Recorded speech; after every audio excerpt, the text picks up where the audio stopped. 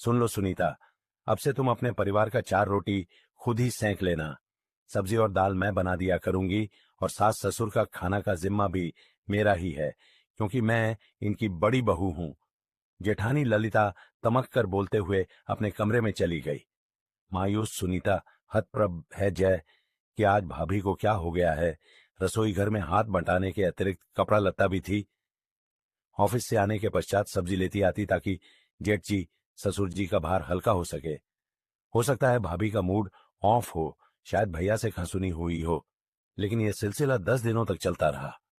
अपना और पति राघव के लंच के लिए रोटी पराठा बनाना पड़ता, जिससे ऑफिस 15 मिनट देर से पहुंचती। तिस बायनस की चीलपों झेलो। एक दिन झल्लाहट और उकताहट से भरी सुनीता पति राघव पर चिल्ला पड़ी। देखो ना भाभी को क्या हो गया है, किचन में दाजी बनाकर रख देती है, केवल हम चारों के लिए रोटी नहीं बनाती, कहती हैं तुम बना लो। और तो और मुझसे ढंग से बात भी नहीं करती। पता नहीं किस बात का खुन्नस पाली हुए रहती है। जैसे वो इस घर की बहू है, वैसे ही मैं भी हूं। तो क्या वो हम पर रोब झाड़ेगी? हद है क्या। मैं उनके जैसा घर खाली बैठी हूं, 4 पैसे कमाने जाती हूं, रोज सब्जी भाजी ले आती हूं। अब बताओ क्या रंज है उनको। देखो सुने, तुम सीधे सीधे बड़ी भाभी से बात कर लो। राघव पल्ला झाड़ता हुआ कमरे से निकल गया। हे भगवान, ये भी मेरी नहीं सुनते। लगता है सास से बात करनी पड़ेगी। मां कैसी हैं आप? सुनीता को अपने कमरे में देख सास की आंखें आश्चर्य मिश्रित हो उठी कि आज सूरज पूरब से न निकल पश्चिम से तो नहीं निकला। क्या हुआ बहू?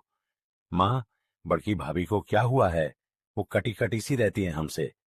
वो तो तुम खुद समझदार हो, लेकिन तुमको लगता है कि ललिता तुम्हारी उपेक्षा कर रही या अवहेलना।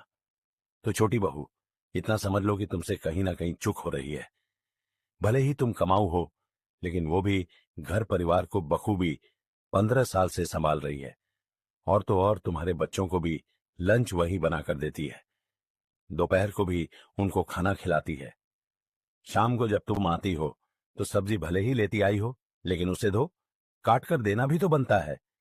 अपने लिए चाय बनाकर अपने कमरे में आराम करने जो जाती हो, उसके बाद सीधे 9 बजे खाने के समय निकलती हो। बना बनाया खाना परोस कर देना मदद नहीं कहलाता, बल्कि असल मेहनत है सब्जी काटना और आटा गूंथना। थोड़ा बहुत आराम के बाद रोटी बेलने में तो बड़की को मदद दे सकती हो ना।